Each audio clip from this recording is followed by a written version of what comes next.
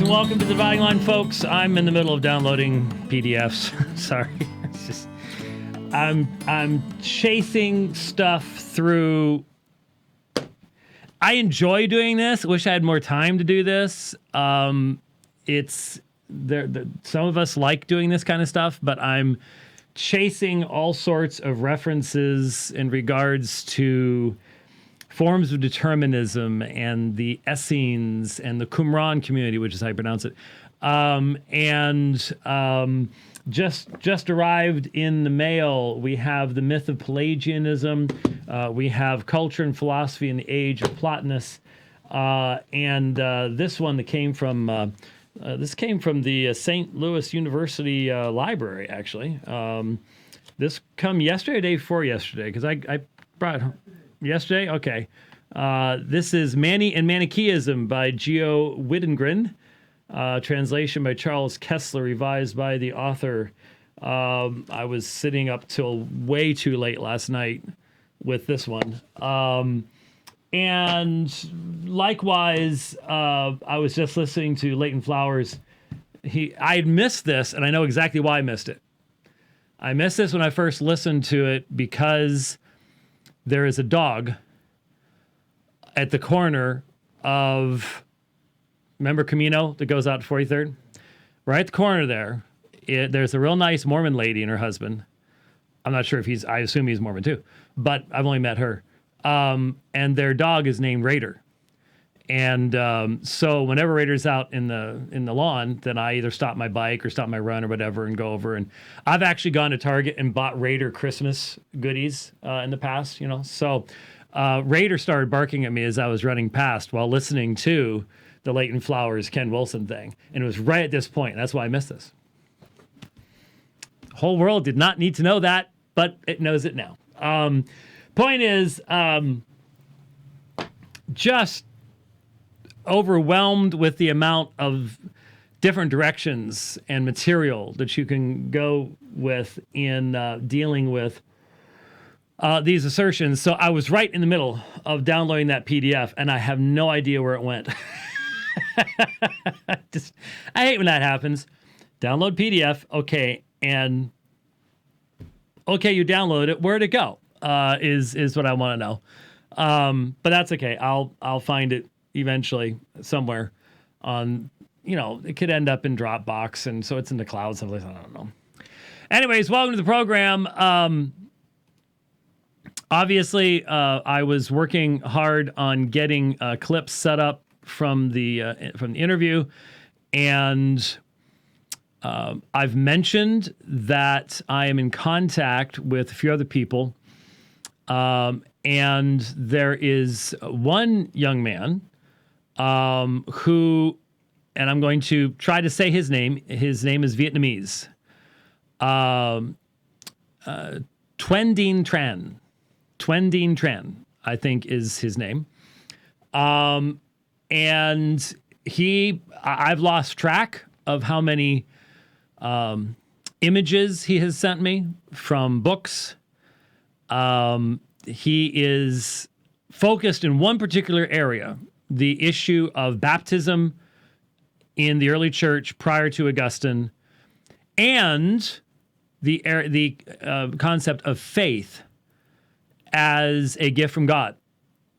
And he has provided numerous citations, blowing major league holes through Ken Wilson's claims in regards to baptism and Augustine and the things that we've already played on the program and that are key to the whole theory that has been put forward.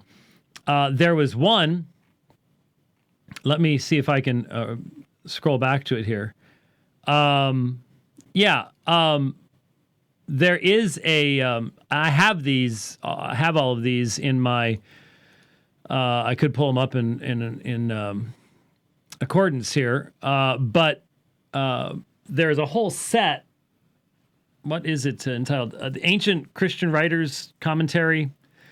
Basically, you can, and I have all of it in accordance, you can look up texts, and these editors will provide, obviously it's not exhaustive. It couldn't be exhaustive, but representative samples and commentary from various early church writers. And one of those individuals, which we spent way too much money getting, but I'm glad to have it because it's going to be useful in all sorts of things. All this is going to be useful in all sorts of things, to be honest with you. I mean, one of the neat things is all of these citations I'm running into about sola fide and the deadness of man in sin and faith as a gift of God that I only knew marginally or did not have at all before. And one of the sources is Marius Victorinus, who, when Augustine read Aristotle and people related to him as a young person, he was reading this guy's translation into Latin. So he is before Augustine.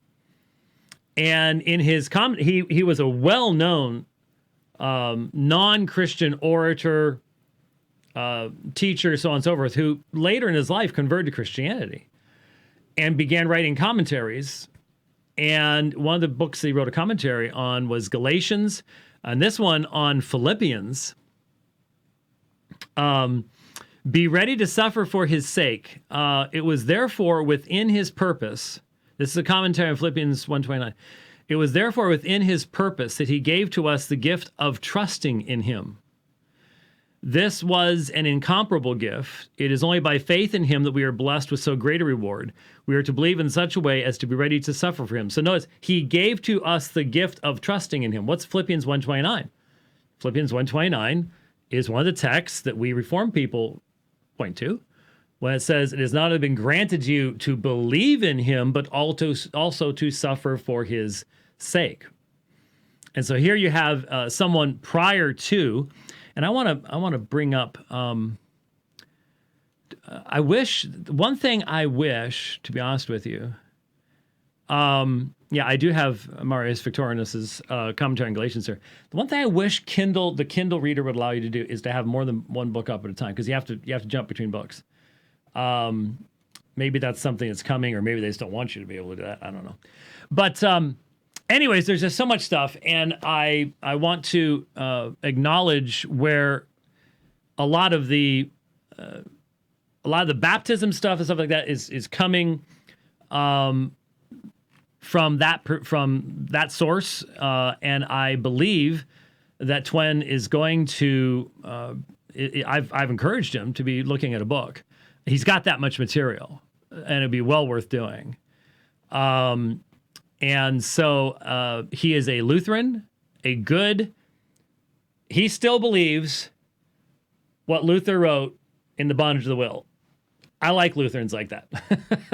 It's the really synergistic ones that give the Lutherans a bad name, or the liberals. He's neither a liberal, and he's a good guy. So what? Oh, I was just going to pop in here real quick and point out to folks that, some of these books that we've been getting here have got a price tag that is mind-boggling. You would be the one that... And I would like to point out that while the travel fund, folks, it's a little full right now. We're not traveling anywhere. We can't do that. And I'm still hoping we'll get to yes, indeed. Empty it out by the end of the year. But folks need to recognize that when they donate to those specific ones, we have to use those funds for that purpose. Right. We can't use them for anything else. So they're segregated out. But when you've been donating to the material resources list, that's what allows us to do it. First of all these books, any of those kind of books, this research, all gets paid for out of that fund. Yep. Any special equipment that we have to get along the way or anything like that, that's a revolving fund, and it's off budget. So given the fact that this is in my wheelhouse, really present tense in my brain right now, right. It's important to mention this. So when you've been donating to the MRL fund, you're making that possible for books with great big fat price tags to be acquired for this kind of research. So yep. I just wanted to mention that. Well, thank you for doing what I never do. By the way, there's nothing on the screen, just in case you're not aware of that. So yes, that's how we can do all that kind of stuff. And someone certainly is going to write to you and go, yeah, well, you couldn't buy the dissertation. You had to send it to them, and now you're spending all this other stuff on other stuff. Well, no, because I will refute that. This is solid material. I already looked at this and went, this is bad. Okay. So I'm not gonna, I have to say, just for the sake of clarification, it was not about the price tag so much as, No, it wasn't. as this is the process. It is customary that you do it this way. If you're going to come out and challenge somebody to debate or interact with your work, it's customary that you send them your work. Provide it. Yeah. So that's what that was about. Yeah. Okay, so I've got 47,000 things on the screen here. How I'm going to keep all of them straight, I have absolutely no earthly idea. But I will do my best, and we'll go from there.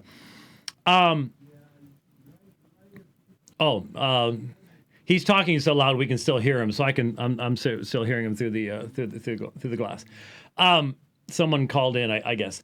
But before we get to all of that, I want to answer a question that was sent in by an old man. Well, I mean, an old friend who, like me, is becoming an old man. He is younger than I am, I think. I'm pretty sure. But that doesn't mean much anymore because a lot of people are.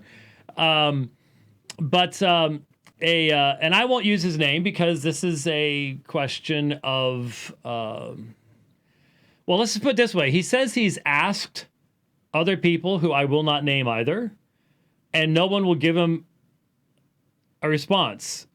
And I know why. This is a hot potato football issue type thing. But it's one that I've addressed many, many times, and we'll address it again here. And basically he said, well, we have a new minister who insists upon using, he didn't say a TR, he said the majority text, but utilizing the non-critical text, and hence preaching on the longer ending of Mark, the pericope adulterae, the woman taken in adultery, and says this is the way that God has preserved his word. Now, fundamentally, I think that any group of elders needs to make a decision as to what stance they're going to be taking. And if a group of elders want to adopt a TR-only position or a majority text position, just be clear about it. Make sure people understand it. That's your responsibility as the shepherds of that congregation. The vast majority of elders will utilize the modern Greek text, Nesiolon, UBS, whatever it might be. But in non-leadership positions, will allow for differences of opinion and utilizations. But most these days, because of our phones, and because we have so many, hey, my phone just told me to watch me. No, seriously, it says, watch live now. Alpha and Omega Ministries, the dividing line, live. I feel like saying, how can I? Because that would become an infinite loop. I've been subscribed for a long, long time. YouTube's just getting around to telling me these things now. So my phone is telling me to watch myself. So that could be strange. I think that each church just needs to be very clear. And I think a lot of churches are not clear about it at all and tend to leave it on the side. But because we all have our phones, that means there are people sitting there. They're using multiple different translations. And it is an extra step in sermon preparation to be looking at a wide variety of translations. Now, my suggestion on a practical level, by the way, just in passing at that point, is if you preach from NESB, ESV, Christian Standard Bible, the upcoming Legacy Standard Bible. In other words, if you preach from a Bible, a modern Bible that is based upon the modern eclectic text, NA 26 onward. Then I would compare the New King James. You don't have to compare dozens of different translations. I would just make sure, take a quick glance at the New King James and see if maybe you're dealing with a text where there is a major textual difference between what you have in the modern eclectic text and what's in the TR. Basically, that's what you'll see when you look at the New King James. And if you use the New King James, do it in reverse. You don't have to spend a whole lot of time, but it is good to make sure that you do some checking there. Now, the problem here is that we live in a day where the textual transmission of the New Testament in particular, there's not that much. There just isn't that much difference in the Old Testament. I think your elders should have a knowledge of what the Greek Septuagint is and how you're going to view it. But the Old Testament isn't generally where this stuff comes from. There's very, very, very few differences between the 1525 Blomberg, which the King James used, and the modern Hebrew text. So it's the New Testament where these issues come up. So you should be aware of where your preaching is coming from and the fact there are going to be people who are exposed to all these other perspectives. And in our day, the transmission of the text of the New Testament is under tremendous attack.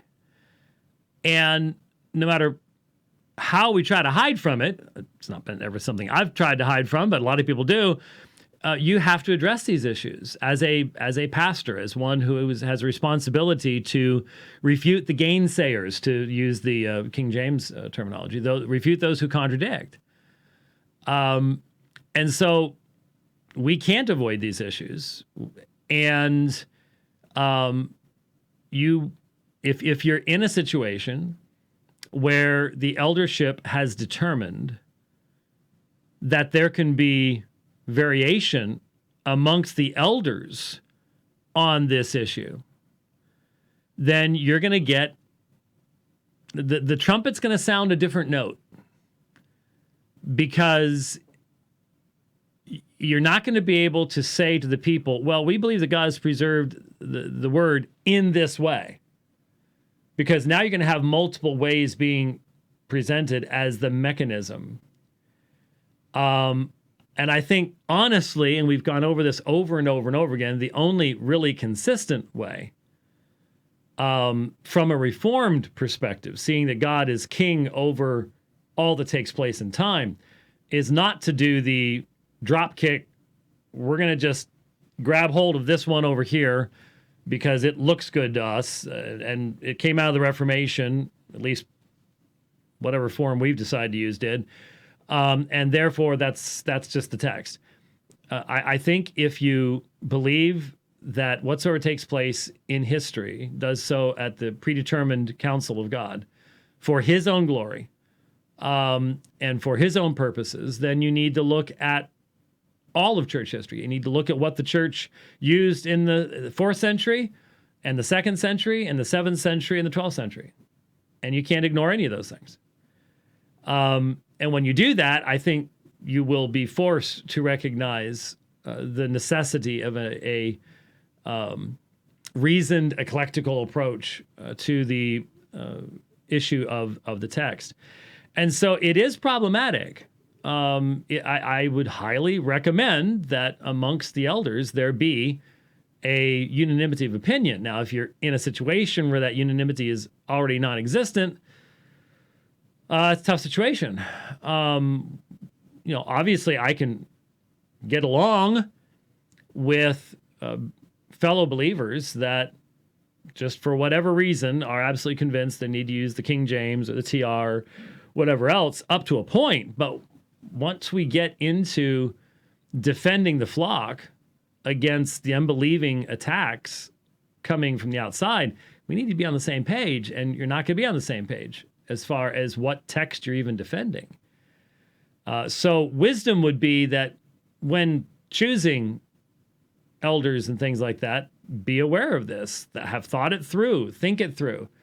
There may be people who say, hey, I take a different position, but I'm willing to go along, and I'm not going to raise a stink about it, and I'm not going to start having a home Bible study about why the rest of the elders are wrong about this. I mean, sadly, I'm well aware of how many churches have come apart over stuff like that.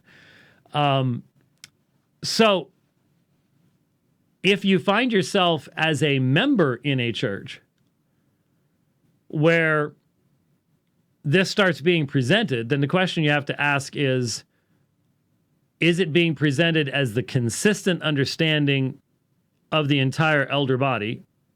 Is the elder body divided on this? Are they willing to give and able to give pastoral direction as to how to handle these things? Are they aware of the fact that, either direction you go, if, for example, you get to the end of an exposition of Mark and you do not preach through verses 9 through 20, no matter what, you're going to have to explain why. You can't just go, and we're done. And everybody with the King James or New King James is going, or even other modern translations that still have the brackets, they're going to be wondering why it's there. And of course, they'll be wondering, should we really be picking up serpents and drinking poison? And is this really a sign of those who follow me? And this sort of seems a little weird and stuff like that. So you can't just finish verse 8 and then walk off to whatever book you're going to do next. Or you're going through John, the pericope adultery.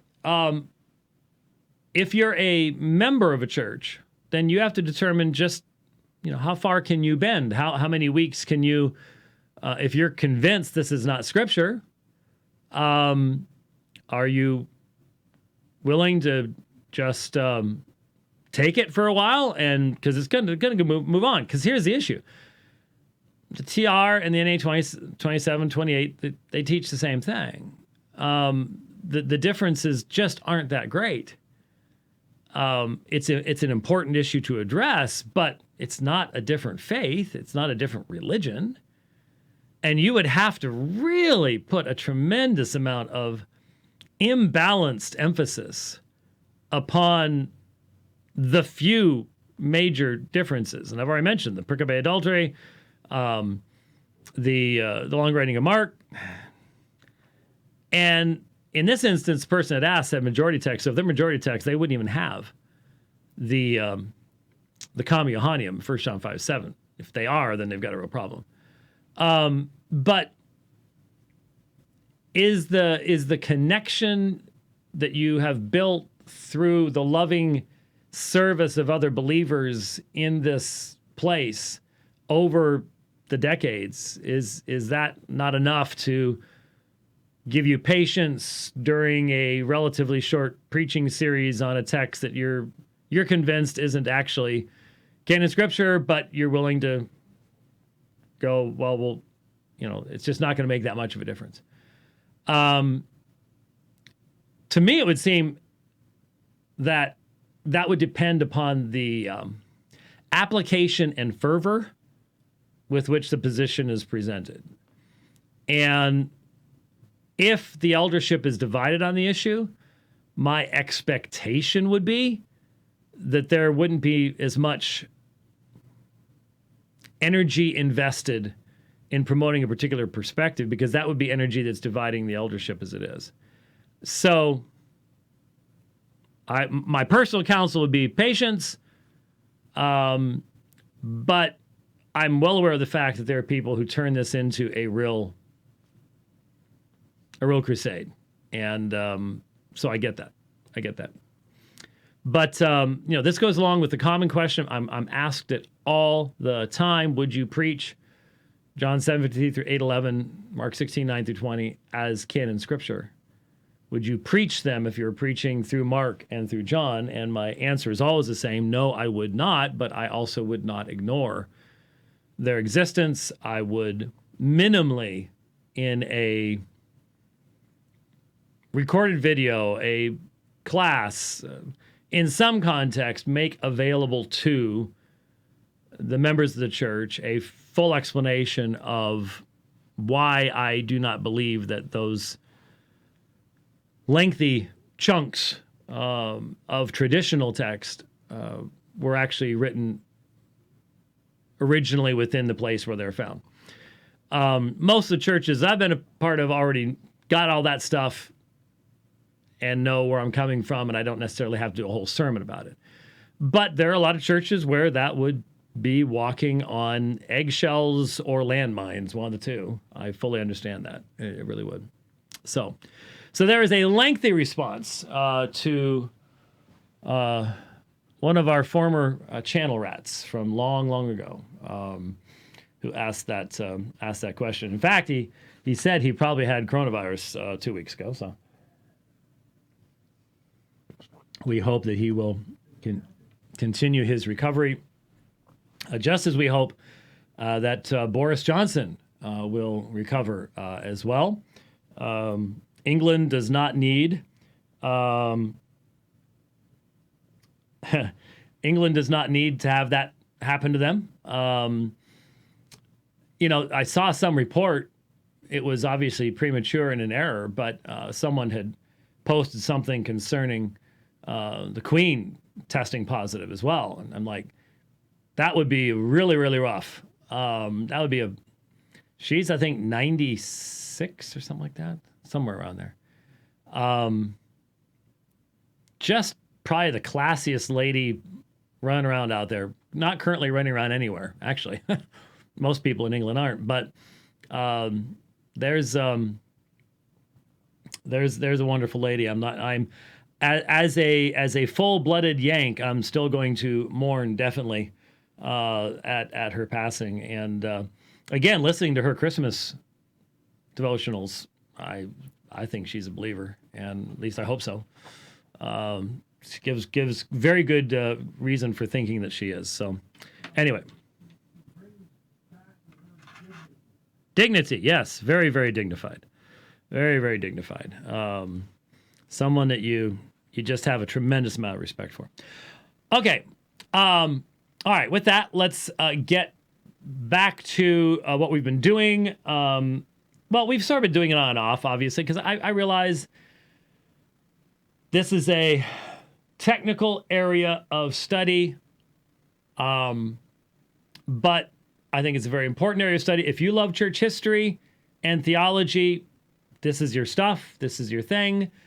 But if you go, well, yeah, but this isn't my real interest in this area or this particular perspective. Yeah, but one of the things I was mentioning to Rich right before he came on the air is, yeah, I've got all sorts of stuff sitting here going all sorts of different directions, but I love doing this kind of stuff. And at the very least, I feel like my knowledge is expanding, and I'm shoring up areas of study in church history and seeing connections and stuff. It's great. That's a good positive element to all of this, even in the midst of the controversy. It's a good positive element, and so when I probably next time around, well, once we get this thing done, and I'm pointing at my computer screen. You have no idea why I'm pointing at this computer screen. Once we get the 2018 interview between Leighton Flowers and Ken Wilson done, then we'll do something on Manichaeism. I started putting together a keynote presentation last night. I don't know if I'm going to keep pressing on with that. It is... I don't even know how to explain it. Honestly, I've looked at, there's an excellent article here in Fitzgerald's Augustine Through the Ages, an encyclopedia, this book right here. Like I said, I was reading through this work, Mani and Manichaeism, last night. I've gotten all sorts of stuff online, as well as audio stuff that I've listened to while running and riding and stuff like that. And what I'm discovering is there's a fair amount of agreement.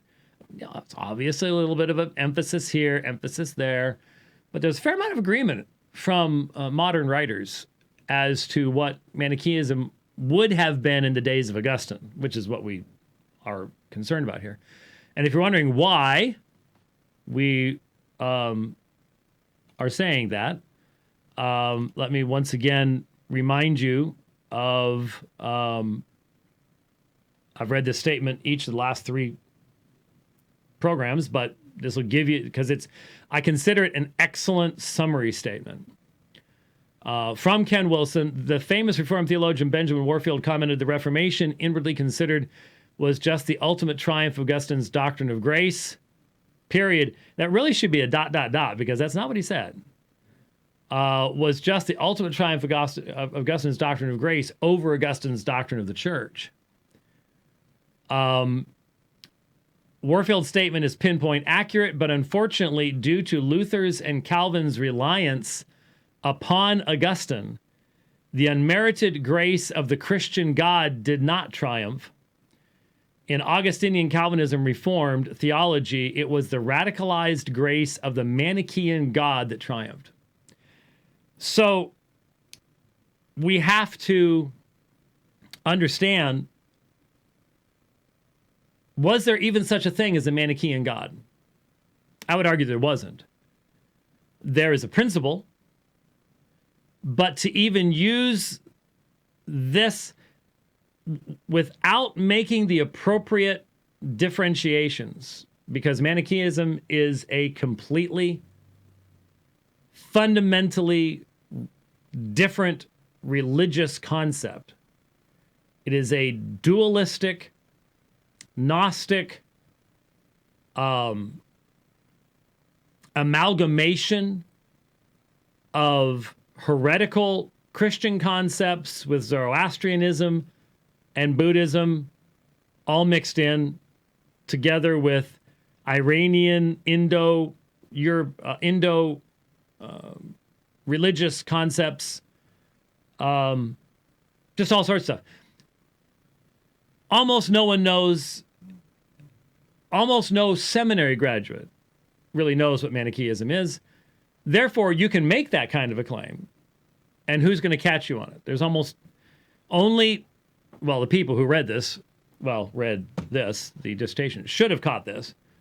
Evidently didn't. The radical difference in what every single word, for example, the radicalized grace of the Manichaean God that triumphed. That's in contrast to Augustine's doctrine of grace. Given the Manichaean concept of deities, many deities, of the realm of light and the realm of darkness, the glorious Father, the fact that, let me try to explain to you how difficult it is to try to put this into a keynote presentation, okay? If the kids are around, you might want to turn this down for a second. There is a point in the Manichaean, there are 3 moments in the Manichaean cosmogony. And it's this battle between light and darkness. The darkness sees the light and wants the light and invades the light. And there's a primeval man who goes and fights with the 5 shields, but he's overcome, but it was actually sort of a trick. And so he sort of invades the realm of darkness, but they take him and they take his light. And so now light is trapped in darkness. And this gets connected together with, like I said, 6, 7 different ancient religious concepts, a bunch of astrology. There's a bunch of astrological stuff.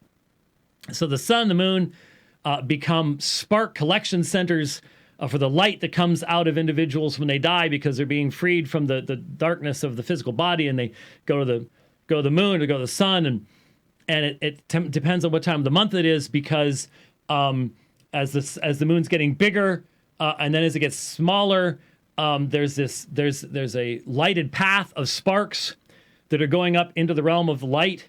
That's easier to see once the moon isn't full. You know what that is? The Milky Way. The Milky Way are sparks which we would call souls, that are going up to the realm of light, that have been trapped in the realm of darkness, and that's the Milky Way. No, it's not the rest of our galaxy, which we know it is. But anyway, so you got all this stuff going on, and then at one point, and I'll have to just read it for you directly, but at one point there are these beings, demons, something, and some beings from the realm of light take on such beautiful forms that it sexually arouses these other creatures, and the male creatures spill their seed on the earth. And the female creatures, for some reason, are pregnant, but they're so excited by the male creatures, which are sort of both male and female, that they abort their babies. And these fall down upon the earth, and out of them come other demons that mate, and these two demons mate, and when they mate, what they birth is Adam and Eve. That's where Adam and Eve came from. How do you put that in a keynote? That's what I'm struggling with right now. I mean, because most people just sit there, and it's a little bit like when you do the eternal law progression thing on Mormonism. I never thought I'd study something that would make Mormonism go, oh, okay. Space gods from Kolob. Sounds a whole lot more believable than this stuff. But now I have, and it's called Manichaeism. So just with what I just told you, with all the astrology and the different gods and different Jesuses, and the historical Jesus is actually an evil Jesus, and then there's another kind of Jesus, and there's another kind of Jesus over here. And can you see that the term grace of a Manichaean deity is different than the grace of the triune God of Scripture? You think there might be just a smidge of a difference between the two? Yeah, you think so? You think so? Yeah, I think so. Yeah. So you may end up learning more about Manichaeism than you ever want to know, but it is important. I mean, this was a major religious movement in the Roman Empire starting in the middle of the 3rd century. Well, okay, it took some time. So it started in the middle of the 3rd century, and then it came to the Roman Empire, by the 300s or so. What are you laughing at? Well, I can just see the conspiracy. You hit the wrong button. You changed views there. I did, didn't I? I can just see the conspiracy theories now. Boy, those Calvinists have been hiding a lot more than we ever knew. That's right. That's right. No two ways about it. No two ways about it. It also has required, and this is extremely helpful, when you hear that we are determinists, what does that mean?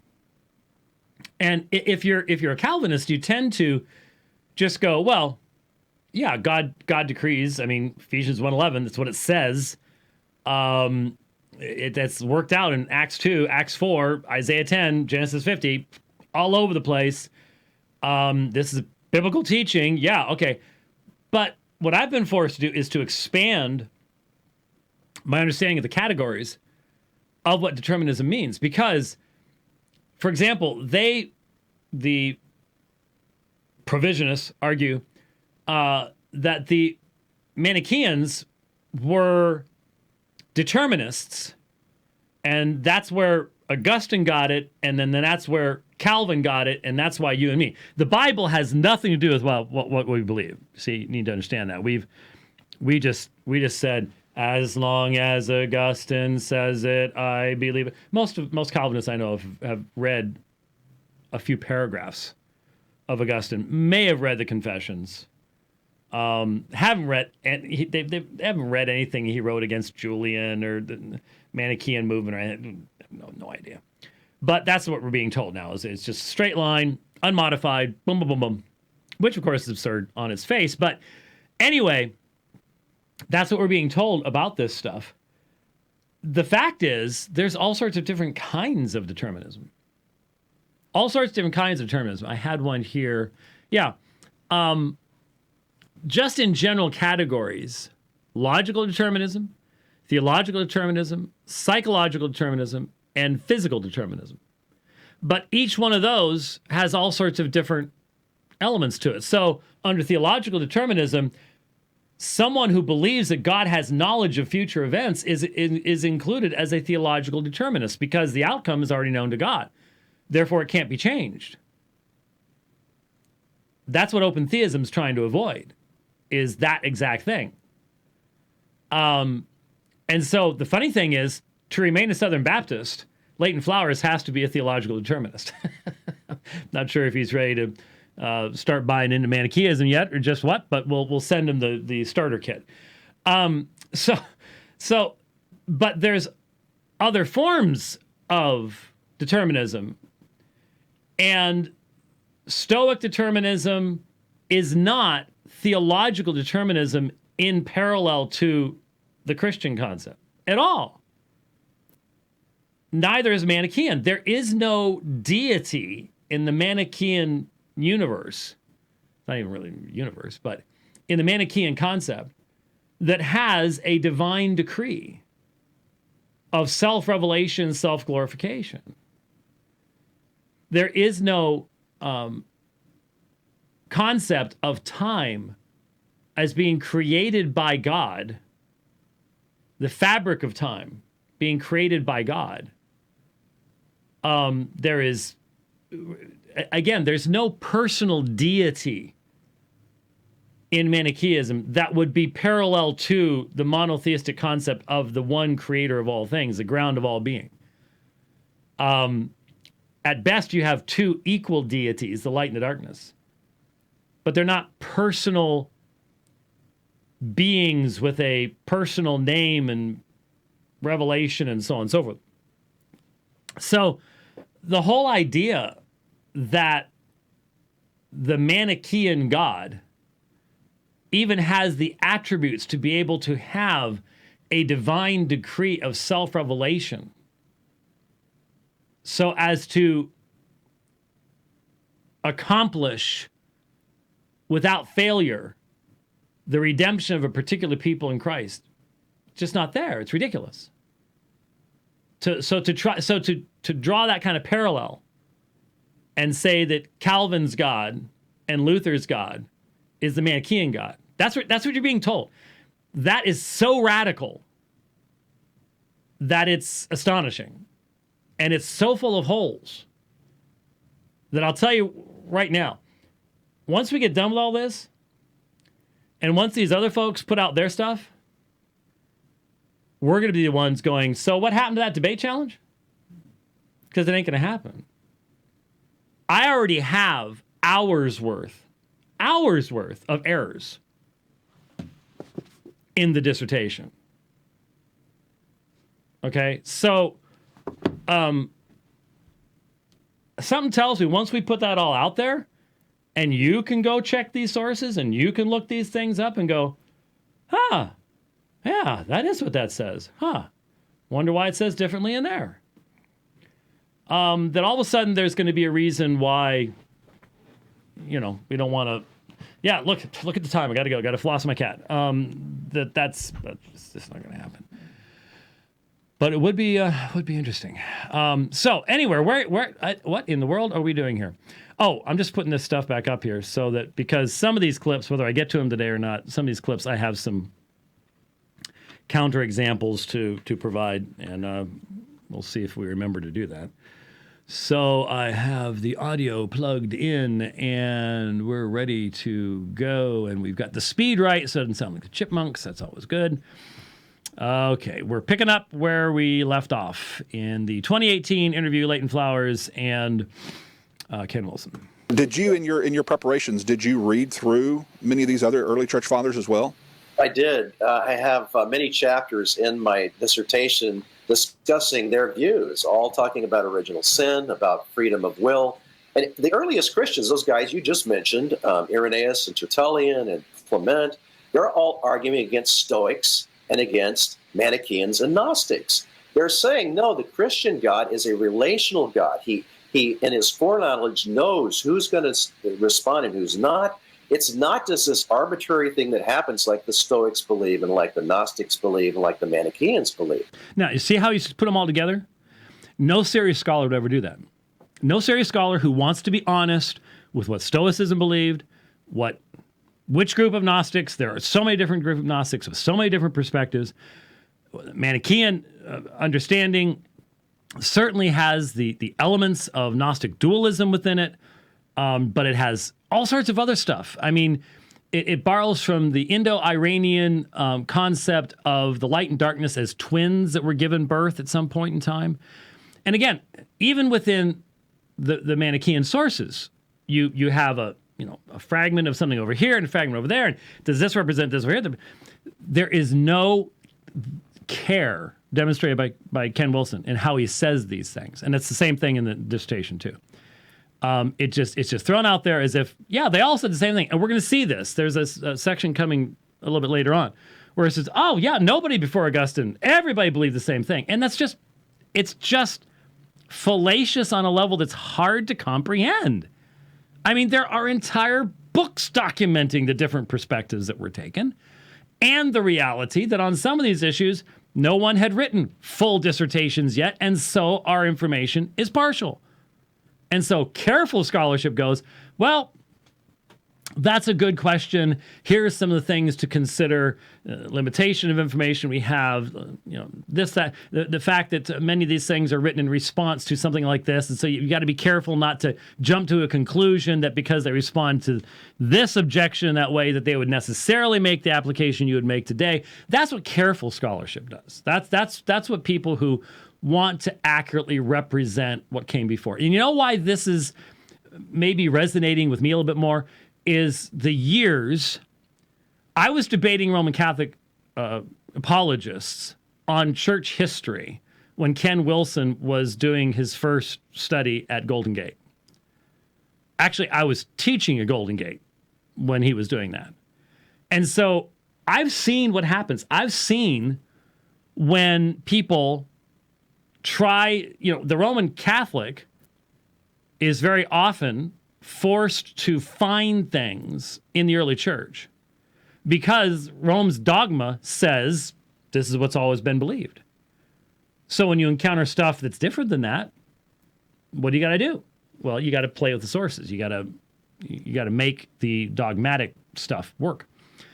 So I've seen all this before, and I have decades, literally decades of evidence, 25 years of my saying, let the early church fathers be the early church fathers.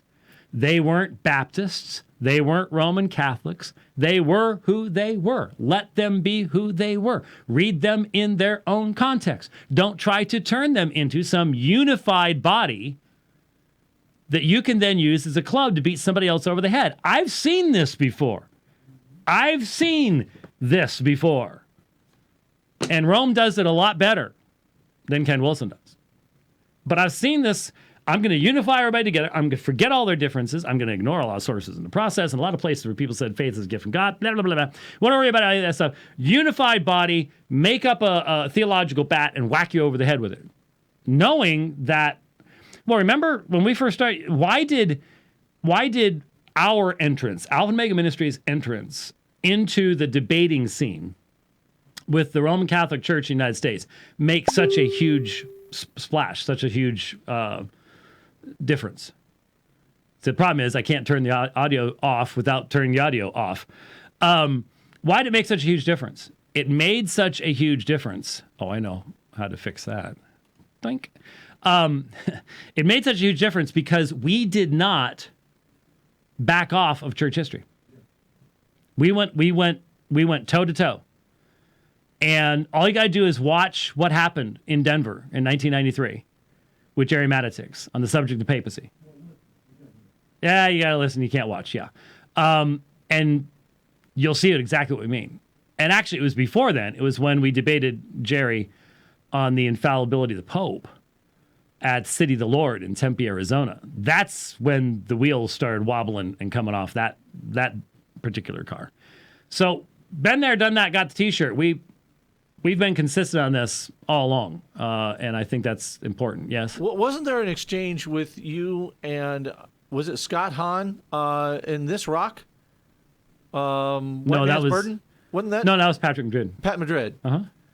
So what am I remembering here? White Man's Burden was the thing about trying to a single quote from Athanasius that I pointed out that Athanasius did not function as a modern Roman Catholic would, and that he stood against councils and bishops of Rome and was proved to be true, to be accurate. And so, yeah, that ended up in a very lengthy exchange between the two of us, yes. And I remember you making in the response, which is on our website, Yep. that very point that you just made, what? So now, 25 years ago. That was 93. So, yeah, it was, yeah. 27 years ago. Yep. Yeah, we've been consistent on this for a long time. Okay, back to the quote. It's not just this arbitrary thing that happens like the Stoics believe and like the Gnostics believe and like the Manichaeans believe. So they're fighting the very thing that Augustine ended up putting out there as the truth. Okay, that's not what Augustine taught. I'm sorry. This is just there is a term that he writes it out, but in the smaller book he abbreviates it for good reason, which he himself says he coined. Okay, it's Dupied, Dupied, Dupied. And so in the book, he abbreviates it because it takes up pretty much an entire line of text. Here's what Dupied stands for: divine unilateral predetermination of individuals' eternal destinies. Okay, so Dupied is divine unilateral predetermination of individuals' eternal destinies. Now, Dr. Wilson believes this is what we believe.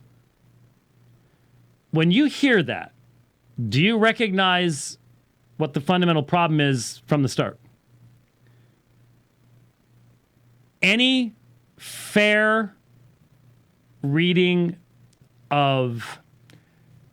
Let's talk about a classic on the attributes and existence of God, and hence will give us grounds for looking at God's eternal decree. Stephen Charnock. If you look at Charnock, if you look at Warfield, if you look at Turretin, and you look at what they wrote concerning God's divine decree,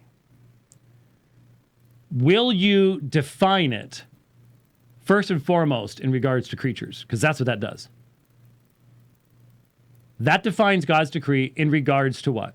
The eternal destinies of creatures. Has nothing to do with God's eternal decree to glorify himself. Even Dupied is man-centered. Provisionism, man-centered from the start. That's its essence. That's its goal. That's its heartbeat, is man-centeredism. God is always on the outside. So even the definition is man-centered. Eternal destinies. But why would eternal destinies be determined? Well, are you saying that the Reformed understanding of that is the same as a Stoic, a non-Manichaean Gnostic, a Manichaean? You will find differences between each one of those, because the Stoic doesn't have an all-encompassing God. He has a naturalistic determinism. Laws are followed by nature, and those natural cause and effect. So what will be, will be. But it's not because there is a purpose. It's because that's the way creation is. Neither the Gnostic nor the Manichaean system has an overarching deity who is eternal, self-existing, creator and sustainer of all things.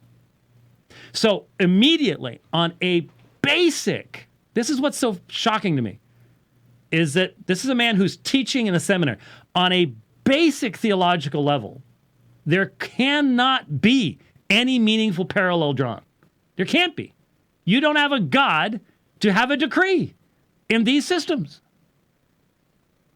So the decree that you will find in Reformed writers, the theology of God, is rooted in the monotheistic creator of all things and his desire to self-glorify himself in and through creation itself and the redemption of a particular people through the incarnation, through the person of Christ Jesus. As it turns out in Christianity, obviously. That's his intention. That is completely different than naturalistic determinism that says cause and effect, just the way it's going to be. Amongst the Manichees, you have differing groups. Mani had the elect, and immediately, of course, that becomes, see, there you go. There's the elect. But the elect amongst the Manichaeans were a particular group who made a particular commitment to live by certain ascetic values.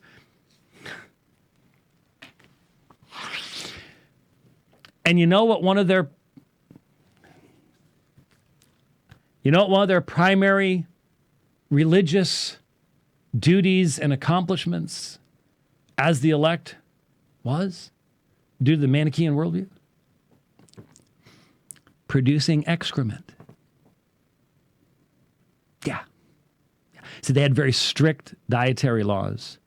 And there were certain aspects of food that by eating certain things, they were purifying the world by going poo-poo. And this is paralleled with the elect.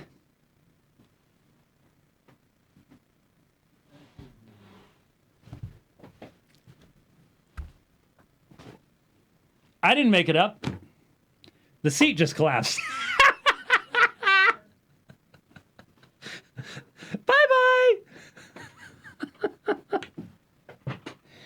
Even the seat was embarrassed by what I just had to say. If you can't tell the difference between people who are made in the image of God, who are justly condemned by God for their sin,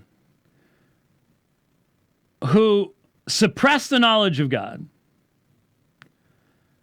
who are chosen not because of anything in themselves. The elect in Manichaeanism contain the spark, you see. That spark wants to go back to the realm of light. The realm of light wants it. There's something about the elect that draws them. They are special. There's nothing about the elect in Scripture that draws God's love. It is unconditional. It is based upon what? What's the repeated statement? His grace, not anything in and of themselves. His grace alone. You're going to compare that with the Manichaean elect, who help purify the earth by digestion.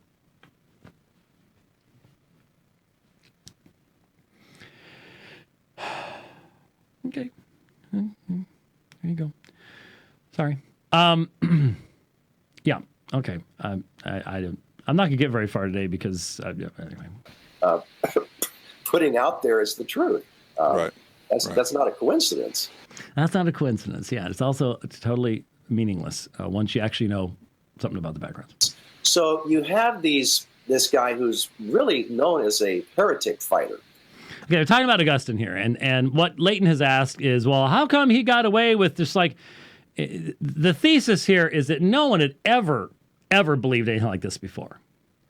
So, and later on, and I'm just waiting to get to this one. Later on, and I think this is what I'd started to mention to you. Leighton makes a comment about something I had said during our debate, because he quoted from Clement of Rome. And I pointed out that Clement of Rome actually taught much from Pauline doctrine and Pauline letters on the subject of the elect, an election. And he objected to this. And he uses Wilson. Wilson is the scholar of this movement. That's why they're so invested in this. They needed to have somebody because they didn't have anybody before. And so now they've got this. So they're invested in this. They better start checking around and looking around because, yeah. Anyway, and so he says, I had this problem with James White. He mentions, Clement mentions the elect as if that makes him a Calvinist. And I'm just sitting here going, wow, the way that patristic sources are used by Wilson, you got no room making that objection, A. B, and I guarantee you one thing, Leighton Flowers. You've never read Clement's letter in Greek. You've never taught it at Golden Gate Baptist Theological Seminary in development of patristic theology from the original language. Have you? Guarantee you have not. You have no earthly idea of what you're talking about. But you'll accept what somebody else has to say without checking their sources. Okay. All right. Well, there you go. So you have this guy who's really known as a heretic fighter. Well, when he brings in something that's not quite right, people still respect him. Even Jerome did not agree with Augustine. So as he gets a little pushback, even the Pope did not agree with him that infant baptism is salvific when you put the baby in the water. He doesn't agree with that, and they're damned if you don't. Now, again, I have received literally at least 150 pages, graphics, pictures of sources from the friend that I mentioned earlier on the subject of baptism in the early church. And I don't want to use all his stuff. I want him to be able to use his stuff. But did you just hear this? Even the Pope didn't believe. Well, which Pope are we talking about? Because there were a couple popes, obviously, many popes during Augustine's life.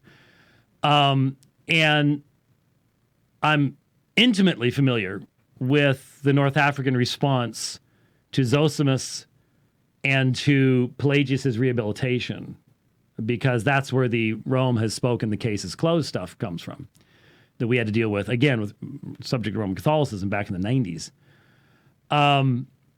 But later on, Leighton's going to bring up Eastern Orthodoxy. And basically he's going to say, yeah, the Eastern Orthodox, they didn't have Augustines, they didn't believe any of this stuff. And so therefore, as a result of that, they're just believing what was believed from the beginning in the first 300 years. So why aren't you Eastern Orthodox? I'm wondering, why aren't you? Maybe that's where this is going. Yeah, could be. Could go down the Hank Road. It very well could be. I don't know. But there you go. I'm writing a book right now on God's sovereignty, looking at the historical impact all the way from Augustine, even before then, all the way up through the modern period, and how that happened and what we're viewing. That's going to be interesting. That's going to be really interesting. Okay. We'll be looking forward to that one. But the Catholic Church, even to this day, does not readily admit that Augustine taught double predestination, which he does 3 or 4 times in his writings. They won't recognize that because they go to his earlier writings and say, well, look, he believed in free will. Well, yeah, he did back then, but in his later writings, he thinks it's worthless. He even says, I tried to say free will, but God's grace triumphed. He did specifically say that. But what I need to know, please, is what is the Catholic Church to which you refer? How does the Catholic Church has the Catholic Church actually made an official pronouncement on Augustine's perspective on these things? And who made it? Because I know all sorts of Roman Catholic scholars who will honestly admit to pretty much everything that was said by Augustine and the differing perspectives of Augustine and the whole nine yards.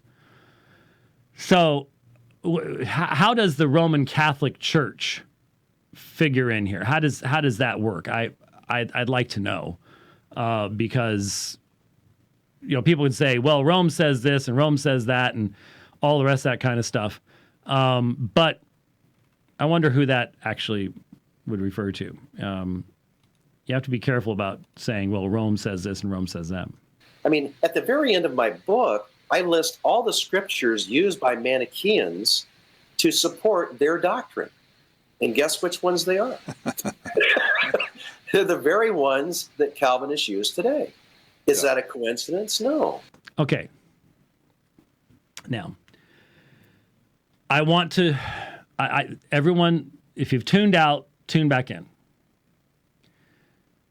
Because this kind of reasoning is so flawed that you need to understand why it is flawed.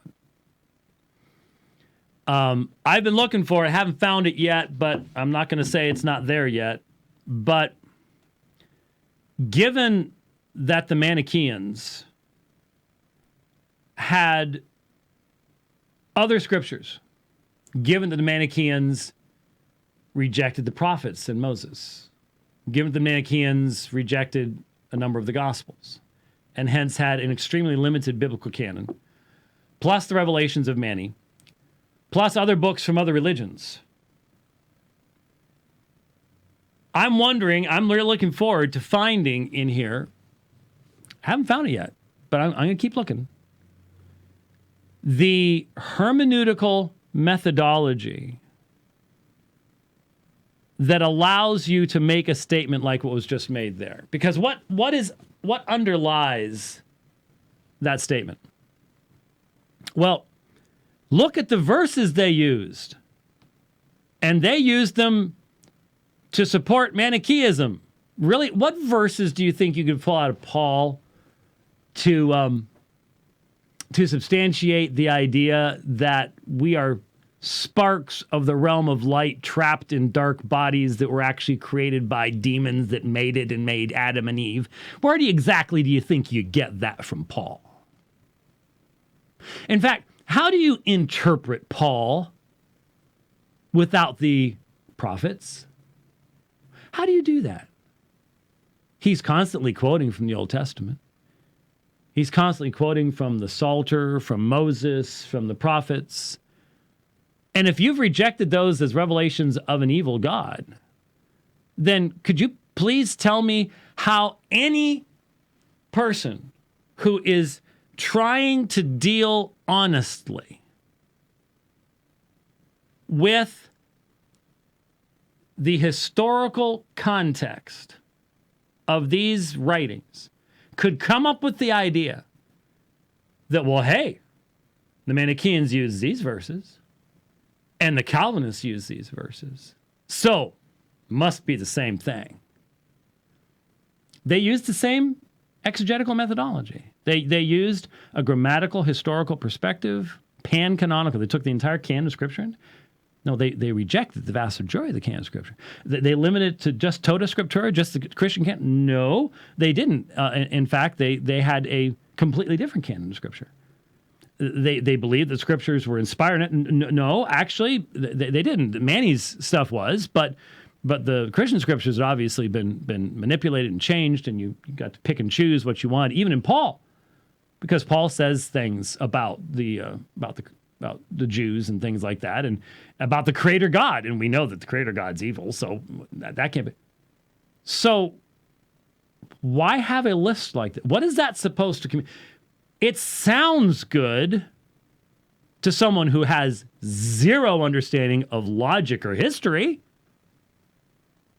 If that's what you're trying to do, is impress that kind of person, okay. But to anyone who does any meaningful study of interreligious studies, interfaith encounters, any type of missionary work, apologetics, studies any church history, you're just left going, did you just say that in public? Did you just say to everybody that if you use the same verses? I was reminded the first time I heard this while I was running and listening to this, I was reminded of the argument that was used 21 years ago when I had one of my few opportunities to engage a well-known leading figure in the Oneness Pentecostal movement, Dr. Sabin. You call that in 1999. I was only 2 years away at that point from finally just giving up. So I still had stuff up here, but it was pathetic. Anyway, we did a debate on the Trinity. And if you've watched that debate or listened to that debate,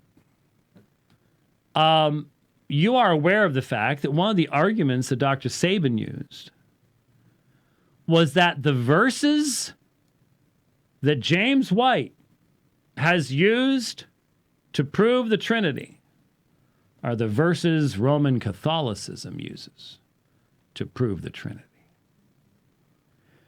We know that Roman Catholicism is the whore of Babylon.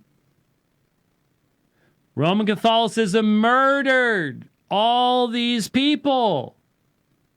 But this man's using the same verses. Now, why do you think he was doing that? Well, I would argue it's because he did not have a meaningful exegetical response to what I presented, and he didn't.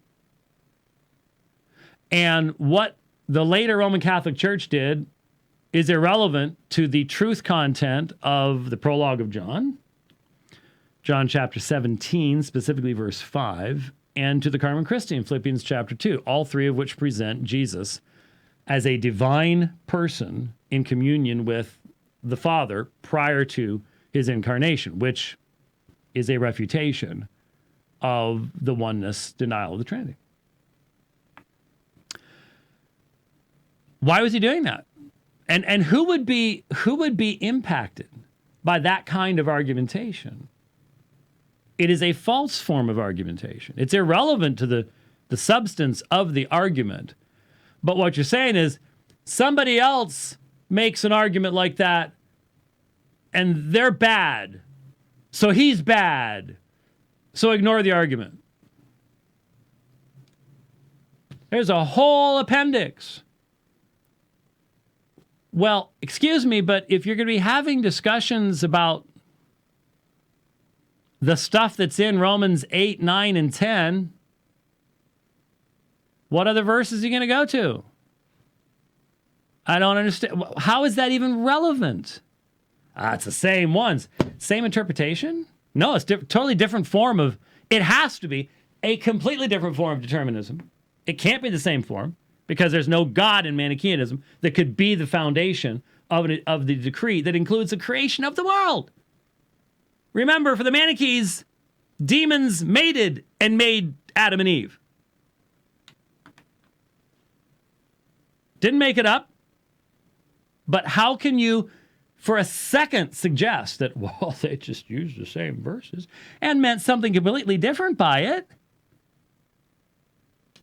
So I guess it would be a valid argument for me to point out that for your provisionism, I can go to the LDS website and the Ensign magazine and show you Joseph Smith and the Mormons using your verses.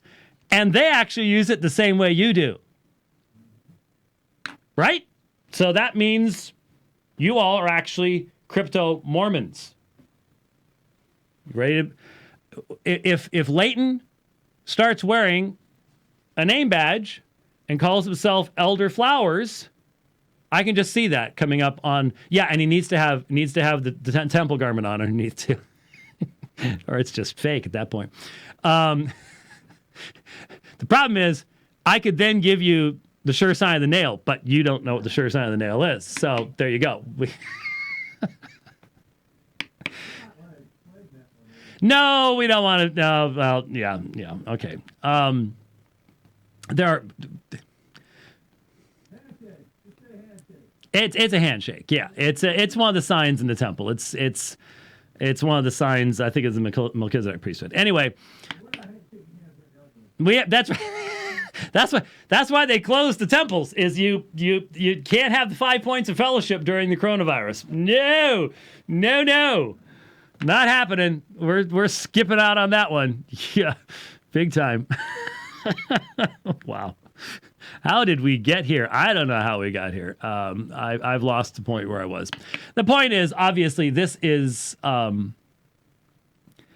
fallacious argumentation to the extreme.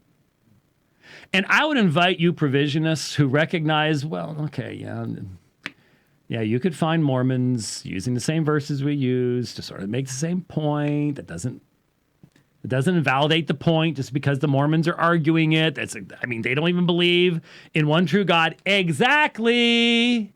Which one of you provisionists is going to come out and say, you know what? I'm not sure about all the rest of this stuff, but yeah, that's a bad argument. Because it is. It's just a bad argument. It's indefensible. And if you'll defend it, then you'll defend anything this man says. It doesn't matter. You don't care. There's no standard here. There's no standard here. So, yeah. All right. Okay. Mm-hmm. Yeah. 13 minutes. Okay.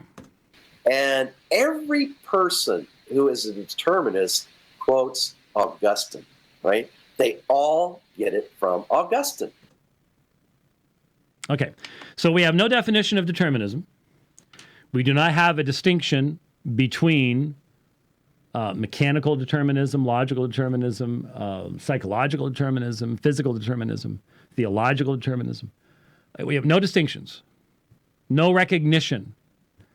And I'm not going to say this based upon extensive reading of Augustine, but I'm quite certain that the clarity of formulation in regards to the divine decree in Calvin is greater than that in Augustine. And then I think that even gets greater in the next century, so that you have tremendous clarity within Turretin. And by the time you get to that point, anybody who can confuse the dualistic, naturalistic, non-decretal, no monotheistic God determinism of Manichaeism without a Reformed theology is just not functioning with the full deck. That's just dishonest. It's just dishonest in its extreme. That's just as clear as you could possibly make it. And so, and all through this, I'm just sitting back going, so not one of us has ever read a verse of the Bible, huh? It's just all that stuff, not just in Ephesians and Romans, but man, I mean, Isaiah 40 through 48, the certainty of the coming of Cyrus. How do you make that work? I mean, Cyrus was the result of literally hundreds of thousands of free choices of creatures. How did God know without a decree? Centuries before the soldiers decided, hey, let's not rip that seamless garment he's got. Let's get some money. Let's cast lots for it. Hundreds of years. Millions of free will choices. God's a pretty good guesser, huh? Yeah, well, there you go.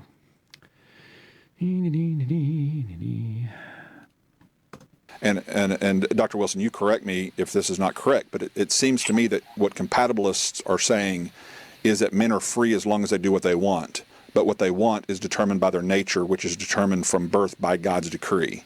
Yeah. And that's what Augustine, in your estimation, taught. In other words, they're born with this fallen nature. That's what you have the babies, corrupted. Okay, now let's make sure we see what the connection here is. In Manichaeism, you are born with a corrupted nature because you're born. Period. There's no federal headship. Adam is the first man who's the offspring of demons. But your connectedness to Adam is that you have a spark of light contained in you that is not natural to this realm and needs to go back to the light realm. That's not federal headship. That's not covenant theology. That's not based upon a monotheistic worldview. You don't have a creator.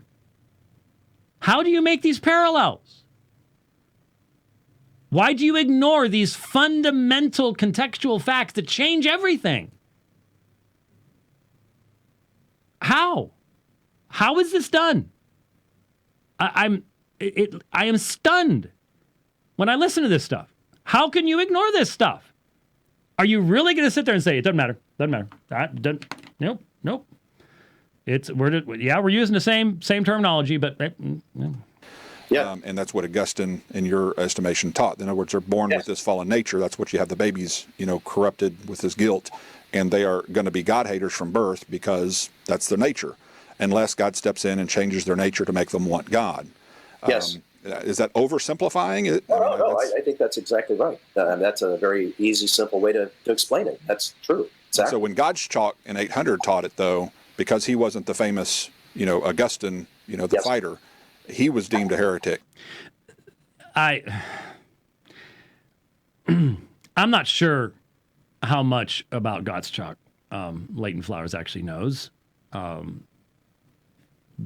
Leighton, honestly, without Googling, do you know who Robertus and Bertrandus were?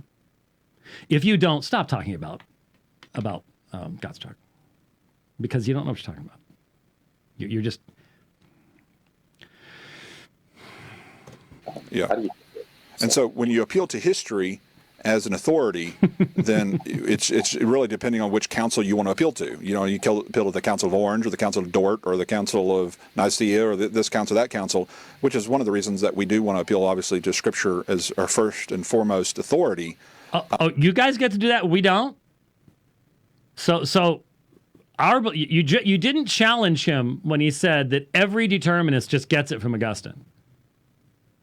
But now we want to appeal to you want to get to appeal to Scripture? Like we don't?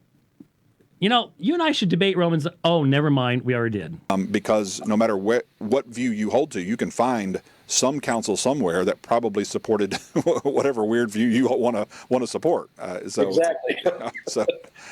Yeah, they're both chuckling, but that's exactly what this is all about.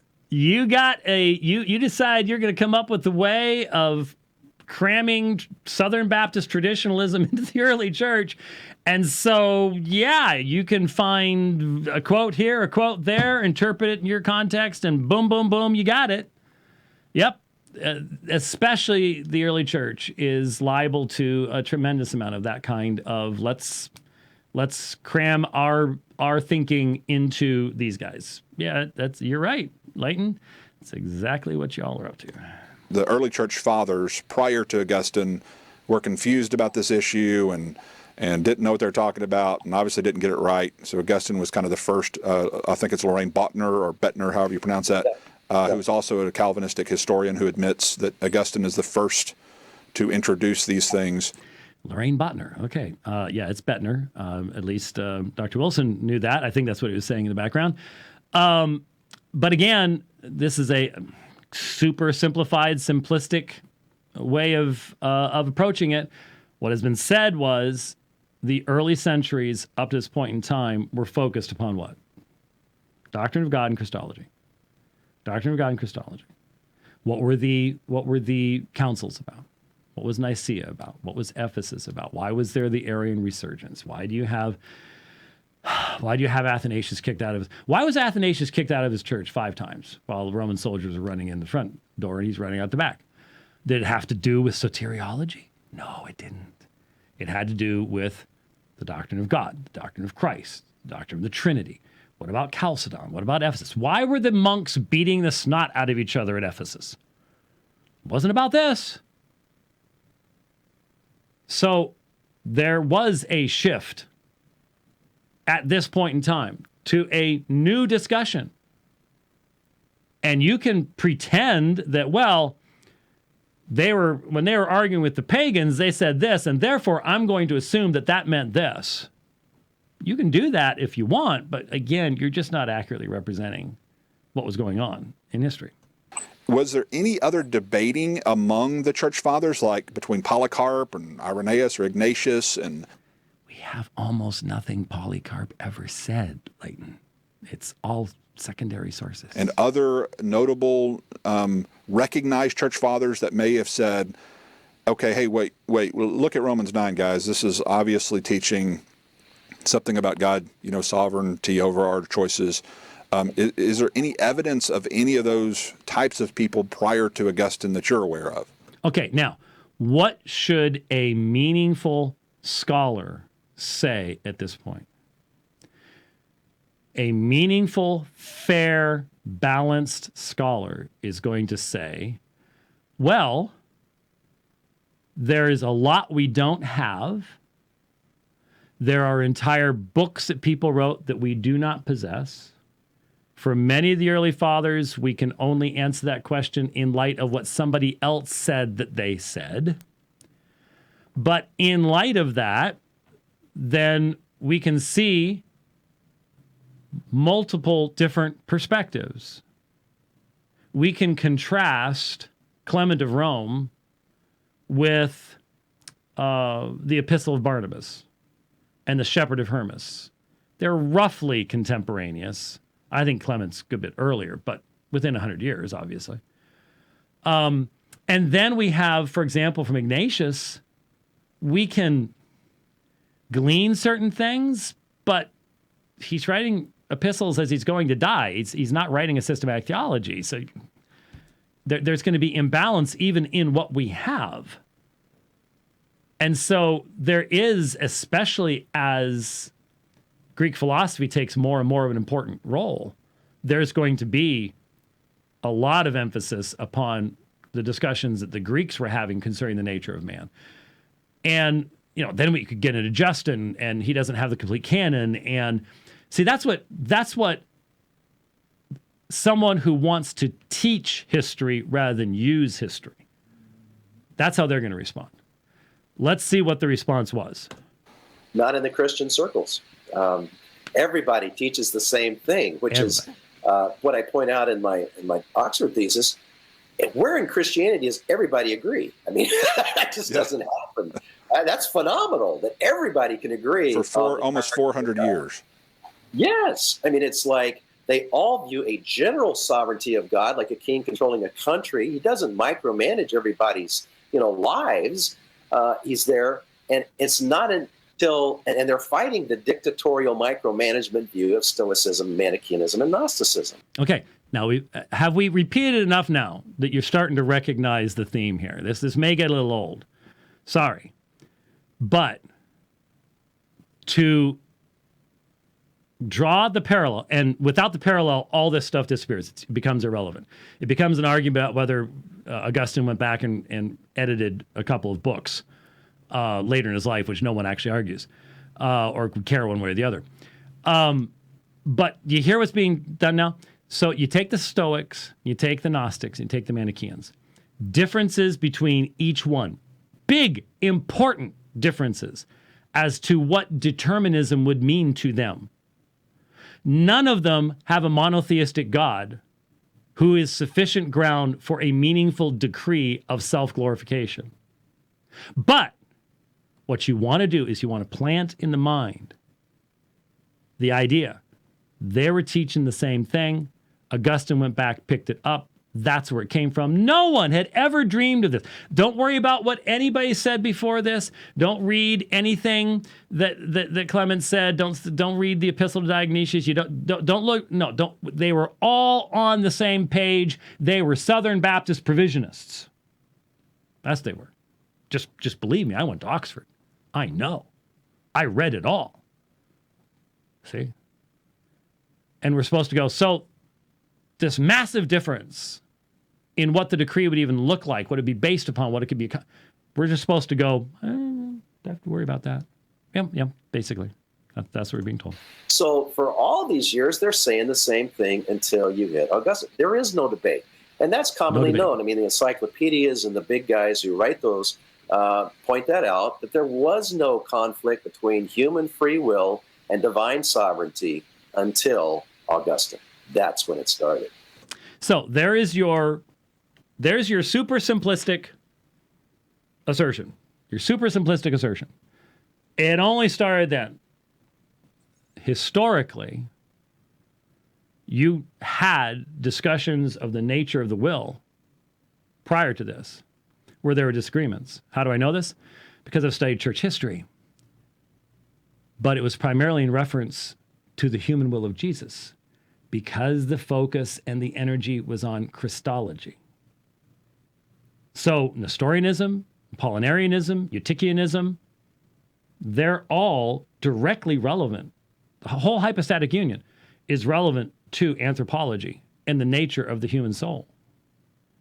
But a argument on this subject had not come up till this point.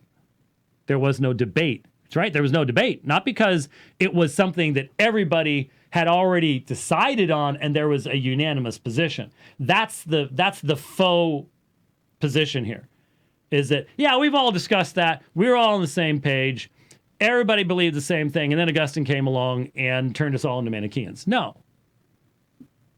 If you think history works that way, then you need to go read a book called The Trail of Blood, because it's a little bit more along your lines, sadly. Sort of a conspiratorial type thing. All right, I'm going to mark where we are here, because we're almost there. There's not a whole lot more there. So that's we actually got through a lot today. We actually, I am pleased. We are, and besides that, we are doing many dividing lines. So we will get there as we get there. So save this file so I don't lose all this stuff. And there you go. Sorry, parents, if you left your kids sitting in the room when I had to start describing some of the Manichaean beliefs, but all we Calvinists are secret Manichaeans. Anyways, that's what we've been told by an Oxford scholar. So that's what we are. So we're just going to sneak it in whenever we can because of something. Anyhow, all right. Now, you got to admit, if you stuck with me this long, for the past hour and 10 minutes, you thought almost nothing about COVID-19. We are here to serve. Gotta admit, because I didn't. So there you go. We are here to serve. I hope I can remember it. I'm just going to leave all this stuff here because I'll get to it tomorrow. But I've got some stuff about Augustine and Eastern Orthodoxy here. I've got stuff about the Essenes from Qumran. It's Qumran, that's how you say it. And I've got all sorts of neat stuff. And I may have more if I get a chance to roll through stuff. Who knows? We'll see. But thanks for joining us. We will see you. Wait a minute. What's today? Tuesday. We'll see you on Thursday. Oh, wait. Wait, there's more. Tomorrow, if you want another 2 hours to not think about COVID-19, from 4 to 6 Eastern Daylight Time, Iron Sharpens Iron, Chris Arnzen. We're going to be talking about the debate on purgatory with Peter Stravinskas. Chris was there. He introduced it. He didn't moderate it. Having Chris moderate would have been a bad idea at almost any point in time when you think about it, because the temptation that he would have experienced. I mean, as it was, we had to, like at the baptism debate with Bill Shishko. Yeah, what's that back here? They got themselves a kiddie pool. It wasn't a swimming pool, it was a kiddie pool. And and the Barry Lynn debate would not have even happened if we had been foolish enough to let Chris moderate that one. And he will admit that, won't you, Chris? Yes, you will. You're laughing. I can hear you laughing right now. I can hear it all the way from Pennsylvania because Chris Arnzen's laugh is absolutely epic. But anyway, so maybe he'll tell you on the program tomorrow about how utterly humorless I was when we first met, and how I owe all of my humor, or lack thereof, to Chris Arnzen. But anyways, we're going to talk about the Peter Stravinskas debate and the doctrine of purgatory and and maybe some of the other debates along the way. We'll just see. So that's tomorrow, 4 to 6 p.m. Iron sharpens iron. Look it up on the web, mark it, and we'll be on tomorrow. So want to make sure that we got that out there. Thanks a lot for watching today. We'll see you on Thursday. God bless.